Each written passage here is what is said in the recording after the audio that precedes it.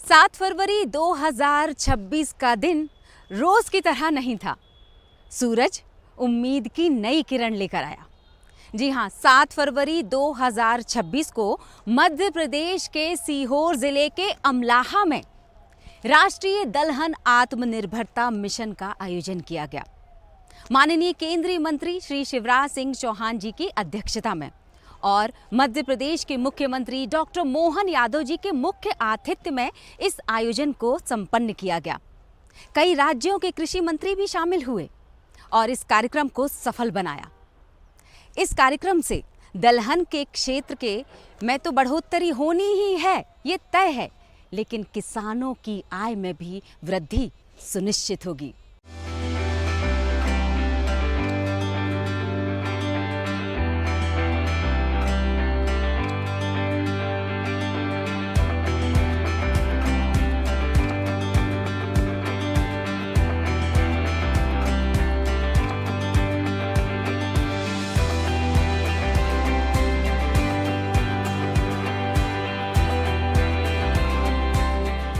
केंद्रीय कृषि एवं किसान कल्याण मंत्रालय भारत सरकार द्वारा भारतीय कृषि अनुसंधान परिषद यानी ICAR तथा आईकाडा के सहयोग से देश में दलहन क्षेत्र को सशक्त बनाने के उद्देश्य से 7 फरवरी 2026 को मध्य प्रदेश के सीहोर जिले में दलहन कॉन्फ्रेंस का आयोजन किया गया।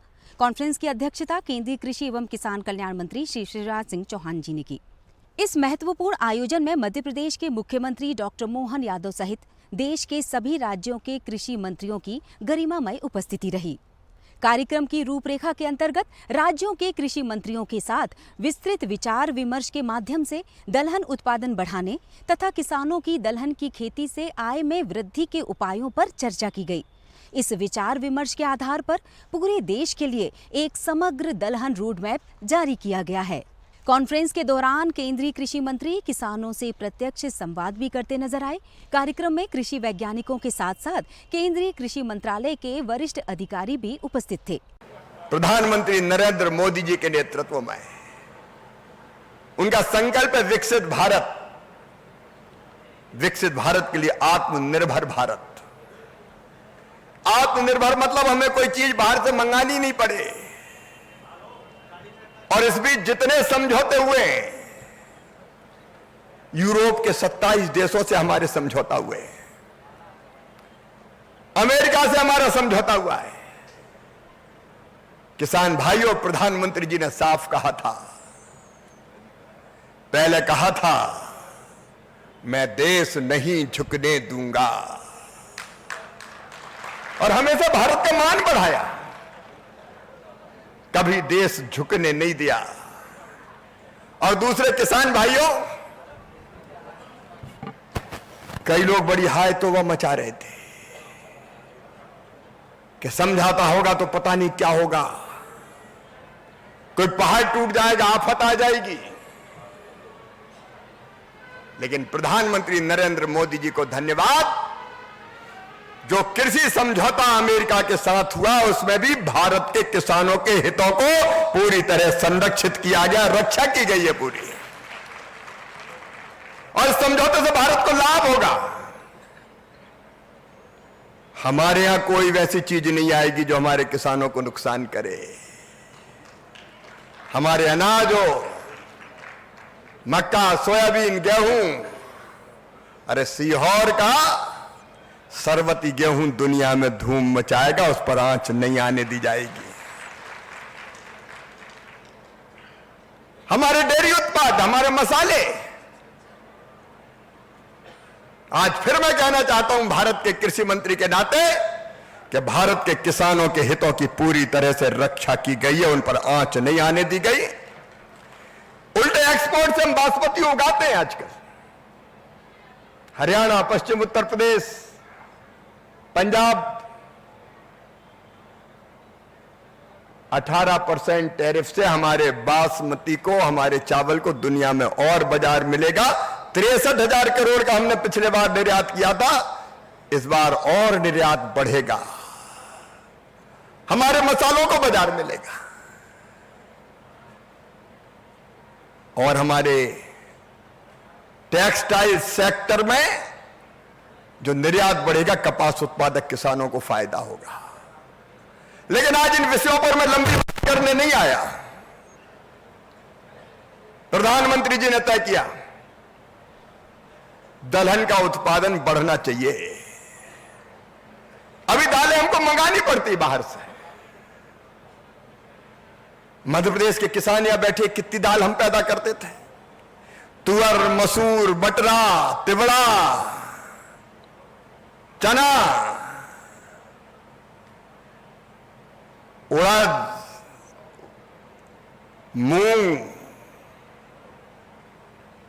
मूंग को छोड़कर बाकी का उत्पादन घट गया। हमको विदेशों से मंगानी पड़ती है दाल। हमें विदेशों से मंगानी पड़े तो हमारे लिए आनंद का विषय नहीं है, शर्म की बात है।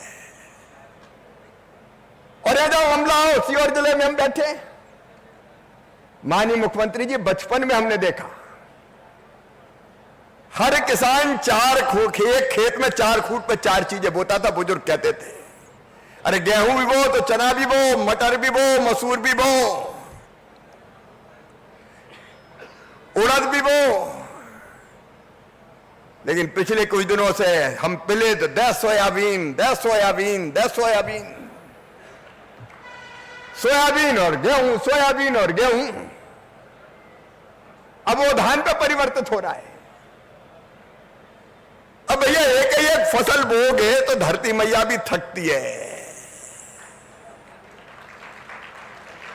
और कीड़ों को भी आदत लग जाती है कि फिर सोयाबीन आया तो खा जाओ।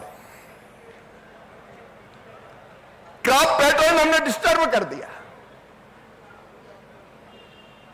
दालों का क्षेत्र धीरे धीरे घटता चला गया। हालांकि मैं मध्य प्रदेश को बधाई देता हूं, आज भी दलहन के उत्पादन में मध्य प्रदेश नंबर 1 है देश में, बचा के रखा है अभी। लेकिन एरिया घट रहा है। बताओ घट रहा कि नहीं घट रहा? अरे बोल के बताओ घट रहा कि नहीं?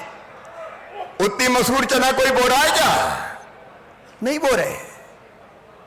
अब हमें जरूरत है, लेकिन किसान कहेगा भैया हम बोएंगे तो तब बोएंगे, फायदा जिस फसल में होगा वो बोएंगे। गेहूं में होगा तो गेहूं बोएंगे, और चना में होने लगे तो चना बोएंगे। तो हमारी दलहन की समस्या थी कई तरह की। एक समस्या उत्पादन कम होता है। गेहूं के मुकाबले चना, मसूर, उड़द, मटर, बटरा बोलते हैं अपन तो, पैदा कम होता है। तो अब जो यहां पे इंस्टीट्यूट है, ये एकार्डा, जिसमें आईसीआर का सहयोग मिल रहा है, यहां अत्याधुनिक लैब बनी है। रिसर्च और प्रयोग होंगे यहां। आईसीआर अलग से रिसर्च और प्रयोग कर रहा है। हमारा संकल्प है कि हम मसूर हो, चना हो, उड़द हो, बटरा हो, मूंग हो, इनकी उत्पादकता बढ़ाएंगे। इनका उत्पादन बोने पे ज्यादा मिले, इसकी कोशिश करेंगे। उन्नत बीज हम लगातार बना रहे हैं। और भी बहुत कुछ है जानने को, लेकिन फिलहाल रुकते हैं एक छोटी सी ब्रेक के लिए। अरे सुन तो। मुझे क्या सुनाना चाहते हो? जो सुनाओ मेरी सौतन को। किसको? अरे वही तुम्हारा मोबाइल फोन जिससे सुबह शाम दिन रात चिपके रहते थे और कहते थे किसान कॉल सेंटर से बातें हो रही हैं। अच्छा ये बात है। हाँ, क्यों? क्या हुआ? अब बात नहीं होती क्या? अब तो झट से बात हो जाती है। संबंधी समस्याओं का अपनी भाषा में तुरंत हल पाने के लिए पूरे भारत में किसी भी फोन से हेल्पलाइन नंबर पर संपर्क करें। किसानों का दोस्त किसान कॉल सेंटर।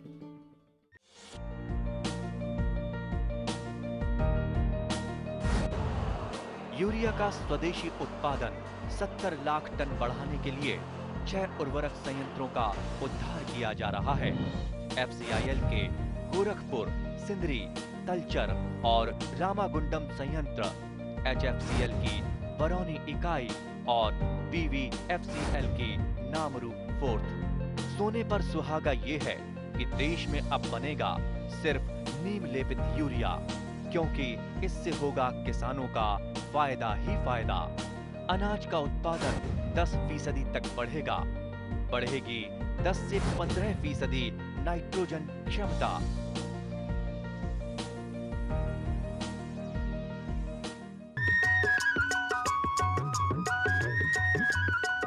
मध्य प्रदेश तो धान का कटोरा हमारा फूड बास्केट है।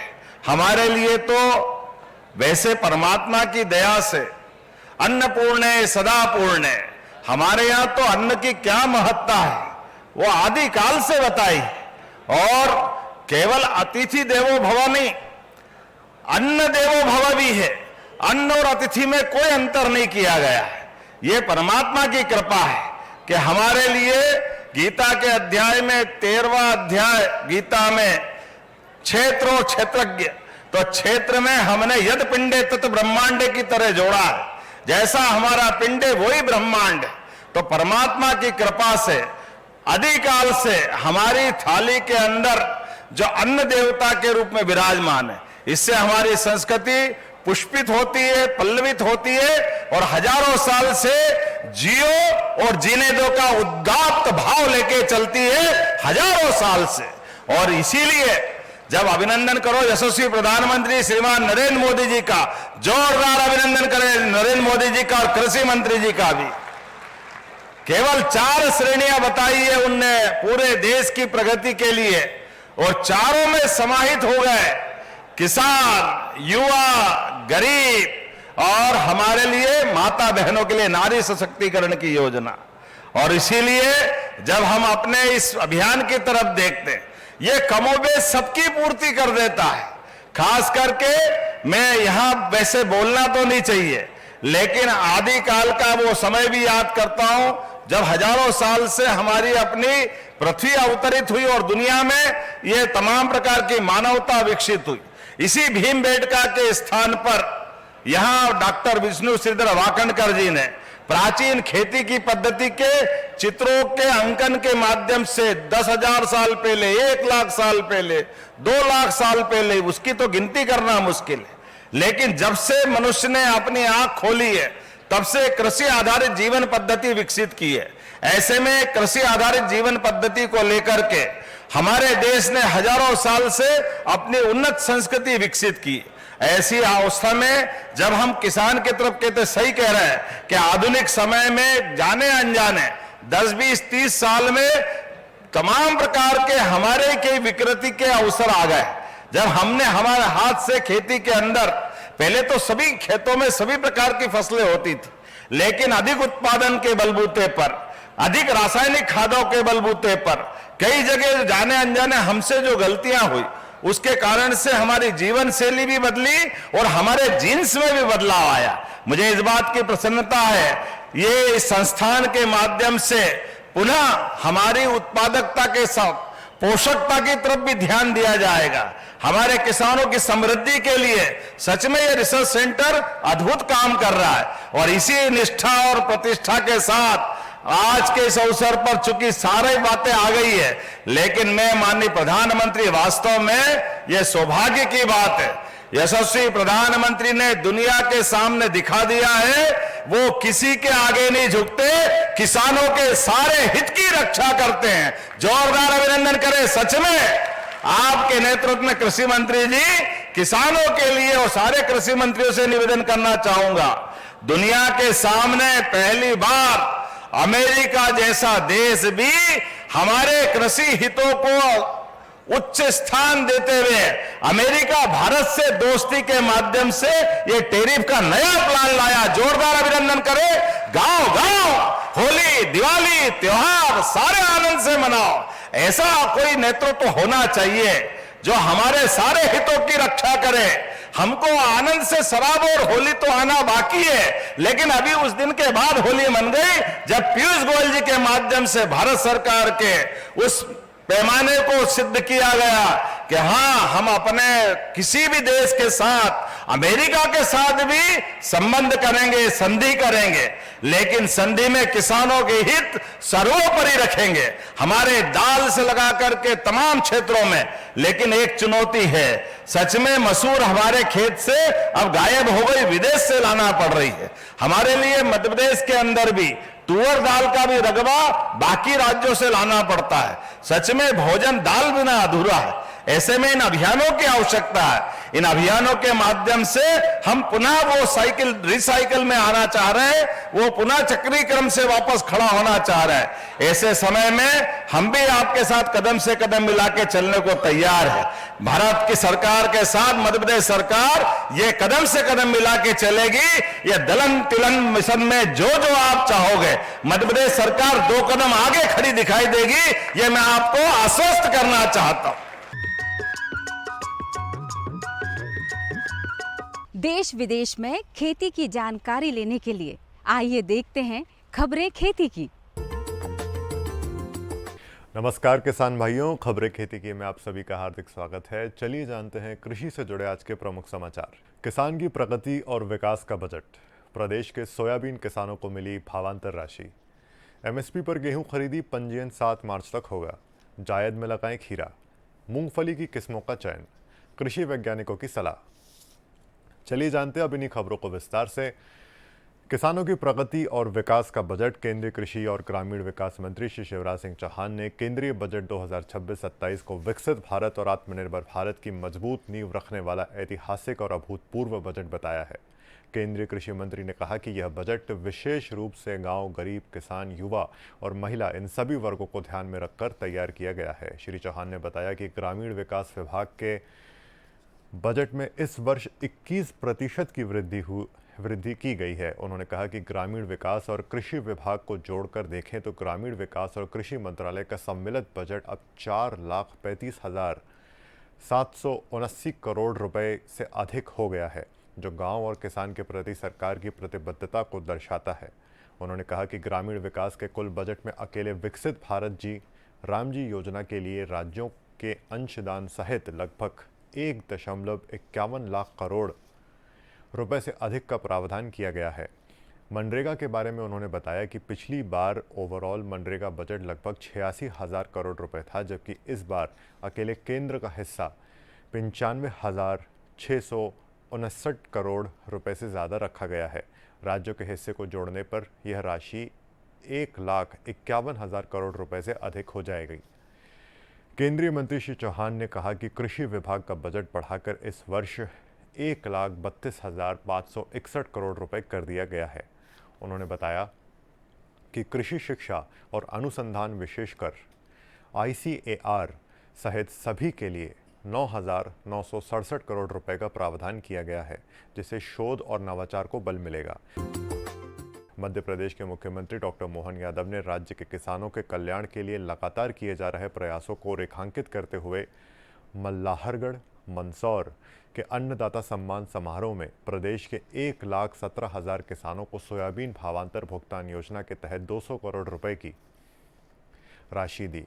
यह राशि किसानों के खाते में जमा की गई, जिसमें मंदसौर जिले के किसान भी शामिल थे। मुख्यमंत्री ने बताया कि सोयाबीन भावांतर भुगतान योजना में अब तक 7,10,000 से अधिक किसानों को लगभग 1,500 करोड़ रुपए की राशि दी जा चुकी है। इस योजना के तहत मंदसौर जिले के 27,000 से अधिक किसानों को करीब 43 करोड़ रुपए की सहायता दी गई है। मुख्यमंत्री ने किसानों के सहित और योजनाओं का ऐलान करते हुए कहा कि आगामी वर्षों में सरसों और मूंगफली को भी भावांतर भुगतान योजना के दायरे में लाया जाएगा।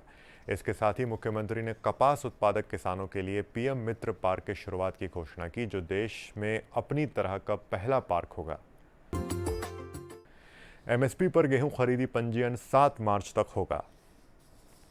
रबी विपणन वर्ष 2026-27 में समर्थन मूल्य पर गेहूं उपार्जन के लिए किसान 7 मार्च तक पंजीयन करा सकते हैं। खाद्य नागरिक आपूर्ति एवं उपभोक्ता संरक्षण मंत्री श्री गोविंद सिंह राजपूत ने बताया कि किसान पंजीयन की व्यवस्था को सहज और सुगम बनाया गया है। कुल 3,186 पंजीयन केंद्र बनाए गए हैं। भारत सरकार द्वारा वर्ष 2026-27 के लिए गेहूं का न्यूनतम समर्थन मूल्य 2,585 रुपये प्रति क्विंटल घोषित किया गया है, जो गत वर्ष से 160 रुपये अधिक है। पंजीयन की निःशुल्क व्यवस्था ग्राम पंचायत और जनपद पंचायत कार्यालयों में स्थापित सुविधा केंद्र पर, तहसील कार्यालयों में और सहकारी समितियों एवं सहकारी विपणन संस्थाओं द्वारा संचालित पंजीयन केंद्र पर की जाएगी। पंजीयन की सशुल्क व्यवस्था MP online kiosk, common service centre kiosk, लोक सेवा केंद्र और निजी व्यक्तियों द्वारा संचालित साइबर कैफे पर की गई है। सिक्किमी, बटाईदार, कोटवार एवं वन पट्टाधारी किसानों के पंजीयन की सुविधा केवल सहकारी समितियों एवं सहकारी विपणन सहकारी संस्था द्वारा संचालित पंजीयन केंद्रों पर उपलब्ध होगी। किसान द्वारा समर्थन मूल्य पर विक्रय उपज का भुगतान प्राथमिकता के आधार पर किसान के आधार लिंक बैंक खाते में किया जाएगा। किसान पंजीयन के समय किसान को बैंक का नाम, खाता नंबर और IFSC कोड की जानकारी उपलब्ध करानी होगी। पंजीयन कराने और फसल बेचने के लिए आधार नंबर का वेरिफिकेशन कराना अनिवार्य होगा। वेरिफिकेशन आधार नंबर से लिंक मोबाइल नंबर पर प्राप्त OTP से या बायोमेट्रिक डिवाइस के माध्यम से किया जाएगा। किसानों को SMS पर जानकारी भी दी जाएगी। जायद में लगाएं खीरा। जायद की फसल के लिए 15 मार्च तक खीरे की बोनी किसान भाई कर सकते हैं। नगदी फसल खीरा छोटी जोत के किसानों के लिए आमदनी का बेहतर जरिया बन रहा है। सभी तरह की मिट्टी में होने वाले खीरे की फसल के लिए किस्मों का चयन ज़रूरत के मुताबिक किया जा सकता है, जिसमें जापानी लॉन्ग ग्रीन, स्ट्रेट 8, पूसा, संयोग, प्रिया, वाइन सेट, शीतल, कल्याणपुरा, हरा लंबा, पूसा खीरा, बालम खीरा आदि का चयन किया जा सकता है। किसान भाई खेत की तैयारी कर बोनी के लिए 80 से 85% अंकुरण क्षमता वाला बीज 2.5 से 3.5 किलोग्राम प्रति हेक्टेयर की दर पर उपयोग करें। ध्यान रहे, बीज को बोने से पहले 3 ग्राम थायरम दवा से उपचारित जरूर करें। वैज्ञानिक द्वारा सुझाई गई उर्वरक की मात्रा, पर्याप्त सिंचाई के साथ फसल की वैज्ञानिक तरीके से देखरेख करें। फसल की गुणवत्ता बनाए रखने के लिए पौधे को सहारा देने की व्यवस्था करें। बांस, बल्ली बांधकर रस्सियों से बेले लटका दें। पौधों में सक्रिय जड़ों के पास 25 किलो गोबर खाद, 160 से 200 ग्राम अमोनियम सल्फेट, 250 से 300 ग्राम हड्डी का चूरा तथा 50 ग्राम म्यूरेट ऑफ पोटैश प्रति पौधा डालें। मूंगफली किस्मों का चयन। किसान भाइयों को मूंगफली की किस्मों के चयन में कई बार असमंजस की स्थिति बनती है। ऐसे में वैज्ञानिकों से परामर्श और ज़रूरत के मुताबिक किस्मों का चयन किया जाना चाहिए। जूनागढ़ 11 यह किस्म 107 से 110 दिन में पककर तैयार होती है। इसमें फलियां और औसत की पैदावार 10 से 15 क्विंटल प्रति हेक्टेयर होती है। तेल की मात्रा 39.9% तक पाई जाती है। यह किस्म विशेषकर ग्रीष्म की खेती के लिए उपयुक्त है। AK-1224 यह किस्म 105 से 110 दिन में पककर तैयार हो जाती है। इसमें फलियों की पैदावार 10 से 15 क्विंटल प्रति हेक्टेयर है। इसमें तेल की मात्रा 48.5% तक पाई जाती है। गंगापुरी यह किस्म 90 से 100 दिन में पककर तैयार हो जाती है। इस किस्म में फलियां की पैदावार 15 से 20 क्विंटल प्रति हेक्टेयर होती है। ज्योति यह किस्म 105 से 110 दिन में पककर तैयार हो जाती है। इसमें फलियों की पैदावार 15 से 20 क्विंटल प्रति हेक्टेयर होती है। इस किस्म में 53% तक तेल की मात्रा पाई जाती है। इसमें जड़ सड़ने तथा कॉलर रॉट का प्रभाव कम पाया जाता है। सीहोर मूंग दाल व अन्य दालों के उत्पादन में पूरे राज्य में अग्रणी है। निश्चित ही आज के इस समारोह के बाद, इस सम्मेलन के बाद, इस मिशन के साथ सीहोर के साथ ही मध्य प्रदेश का नाम भी राष्ट्रीय स्तर पर एक विशेष पहचान रखेगा। यह मिशन न सिर्फ दलहन के क्षेत्र में एक नई सुबह लेकर आएगा, बल्कि किसानों के जीवन में भी नया उजाला लेकर आएगा। और हमारा प्रदेश ही नहीं बल्कि देश विश्व स्तर पर इस मिशन के साथ इस क्षेत्र में आगे बढ़ते हुए मील का पत्थर साबित होगा।